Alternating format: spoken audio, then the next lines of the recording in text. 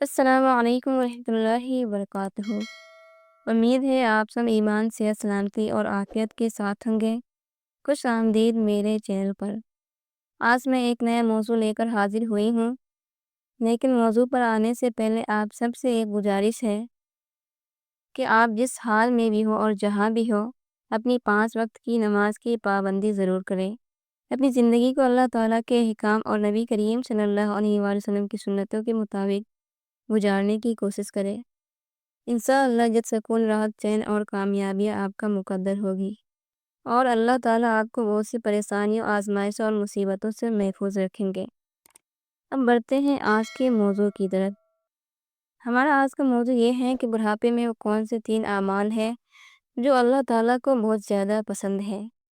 یاد رکھیں، اللہ تعالیٰ اپنے بندوں سے بھی انتہا محبت کرتے ہیں۔ جیسا کہ کہا جاتا ہے کہ اللہ کو جوانی کی عبادت اور سردیوں کی نمازیں بہت محبوب ہے۔ کیوں؟ اس لیے کہ جوانی میں انسان کے جسم میں طاقت ہوتی ہے، خون میں جوش ہوتا ہے، وہ جتنی چاہے طویل عبادت کر سکتا ہے۔ لیکن جیسے جیسے عمر بڑھتی ہے، انسان کے جسمانی نظام میں کمزوریاں اور خرابیاں آنے لگتی ہے، اور عبادت کا ذوق و شوق کم ہوتا جاتا ہے۔ آج کے دور میں نوجوان نسل کا حال بہت برا ہے۔ گناہوں کی کثرت اور ایمان کی کمزوری کی وجہ سے اکثر نوجوانوں کے لیے 4 رکعت نفل نماز پڑھنا بھی مشکل ہو چکا ہے۔ حالانکہ اگر کوئی نوجوان 100% دین پر چلنے والا ہو، جس کی زندگی اللہ کے احکام اور نبی کریم صلی اللہ علیہ وسلم کی سنتوں کے مطابق ہو، تو وہ اپنی جوانی کو عبادت سے بھر سکتا ہے۔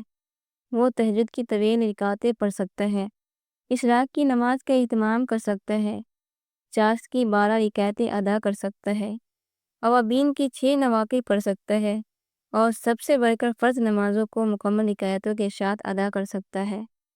لیکن افسوس، آج کل لوگوں میں اس معاملے میں بڑی کوتاہی پائی جاتی ہے۔ کوئی شرعی عذر نہ ہونے کے باوجود لوگ فرض نمازوں میں کمی کرتے ہیں۔ اگر پوچھا جائے کہ آپ عشاء کی کتنی رکعتیں پڑھتے ہیں تو کوئی 9 پر اکتفا کرتا ہے، کوئی 11 پر، حالانکہ عشاء کی 17 رکعتیں مکمل کرنا لازم ہے۔ اگر اللہ تعالیٰ نے ہمیں صحت دی ہے، کوئی بیماری یا عذر نہیں ہے، تو ہمیں چاہیے کہ اس صحت کو اللہ کی عبادت میں لگائے، اپنی جوانی کو اللہ کی بندگی میں استعمال کرے، کیونکہ جب بڑھاپا آتا ہے تو پھر نمازی کبھی کرسی پر نماز پڑھنے پر مجبور ہو جاتا ہے، کبھی زمین پر بیٹھ کر، کبھی زوروں کا درد، کبھی کمر کا درد، زیادہ دیر کھڑا رہنا مشکل ہو جاتا ہے۔ اگر ہمارے گھروں میں اللہ تعالیٰ نے ہمیں بزرگوں کی نعمت عطا فرمائی ہے، تو ذرا ان کی حالت دیکھیے، ان کے لیے فرض نماز ادا کرنا بھی کتنا مشکل ہوتا ہے۔ اس لیے جوانی بہت قیمتی وقت ہے، ہمیں اس وقت کو غنیمت جاننا چاہیے، زیادہ سے زیادہ نیک اعمال کر کے اللہ کے ساتھ اپنا تعلق مضبوط کرنا چاہیے، اور اپنا رشتہ اس سے جوڑنا چاہیے، اللہ تعالیٰ سے دوستی کرنی چاہیے، اسی کو اپنا رفیق اور سہارا بنانا چاہیے۔ اس لیے اپنی جوانی کے وقت کو غنیمت جانیں اور اسے قیمتی بنائیں۔ بڑھاپے میں تو ویسے ہی انسان کو موت قریب نظر آ رہی ہوتی ہے، اس لیے وہ زیادہ سے زیادہ اللہ کی طرف رجوع کرنے اور گناہوں سے بچنے کی کوشش کرتا ہے۔ اللہ تعالیٰ کو سب سے زیادہ پسند یہ ہے کہ بندہ اپنی 5 وقت کی نماز کا اہتمام کرے اور ذکر الہی میں مشغول رہے۔ افسوس، آج کے دور میں اکثر بوڑھے مرد اور عورتیں وقت کو فضول باتوں اور غیبت میں ضائع کرتے ہیں۔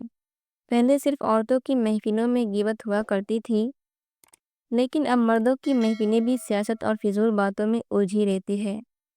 یاد رکھیں، سیاست کی پسند ناپسند اپنی جگہ ہے، لیکن دن رات گھنٹوں بحث مباحثہ کرنا فائدہ نہیں دیتا۔ اس سے بہتر ہے کہ ہم کسی نوجوان کو نماز کی دعوت دیں، محلے کے بچوں اور نوجوانوں کی فکر کریں، انہیں پیار و محبت سے بار بار سمجھائیں تاکہ وہ نماز کے پابند بن سکیں۔ اسی طرح عورتوں کو بھی چاہیے کہ اپنے دوستوں اور سہیلیوں کو نماز کی فکر دلائیں، نہ کہ گھنٹوں اپنی بہو بیٹیوں کی برائیاں کر کے وقت ضائع کرے۔ بس اللہ کو راضی کرنے کی فکر کرنی چاہیے۔ بڑھاپے میں اللہ تعالیٰ کو 3 اعمال بہت محبوب ہے۔ پہلا عمل، 5 وقت کی نماز کا اہتمام اور کوشش یہ ہو کہ نماز اول وقت میں پڑھی جائے، یہ اللہ کو سب سے زیادہ پسند ہے۔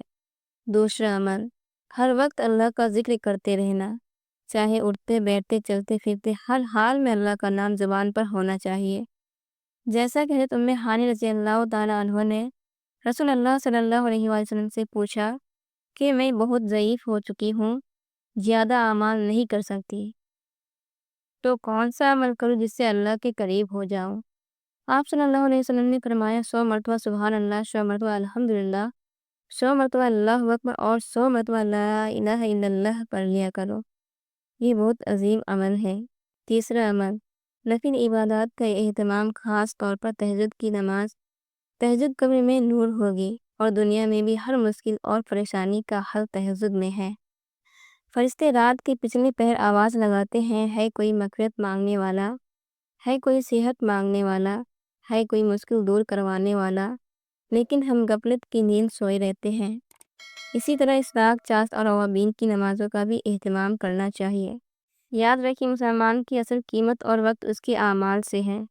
اگر اس کی زندگی میں اللہ کے احکام اور نبی صلی اللہ علیہ وسلم کا طریقہ موجود نہیں ہے تو جانوروں سے بھی بدتر ہے۔ امید ہے کہ میری آج کی یہ ویڈیو آپ کو پسند آئی ہوگی۔ اگر پسند آئی ہو تو اسے لائک کریں، شیئر کریں، چینل کو سبسکرائب کریں اور بیل آئیکن ضرور دبائیں تاکہ میری ہر نئی ویڈیو آپ تک بآسانی پہنچ سکے۔ مجھے دعا میں یاد رکھیے گا۔ انشاءاللہ اگلی ویڈیو کے ساتھ دوبارہ حاضر ہوں گے۔ اللہ حافظ۔